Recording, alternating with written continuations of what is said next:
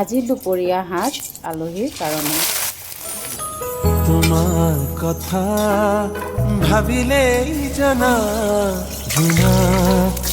উপচি পৰে বুকুৰ সিপাৰে এহেজাৰ গোলাপে ৰঙা ৰঙা কলি মেলে মায়া হৈ আহা এবাৰ কাষৰলে দি থকত নেলাগে আহিবলে সপোনত অহা এবাৰ কাষৰলে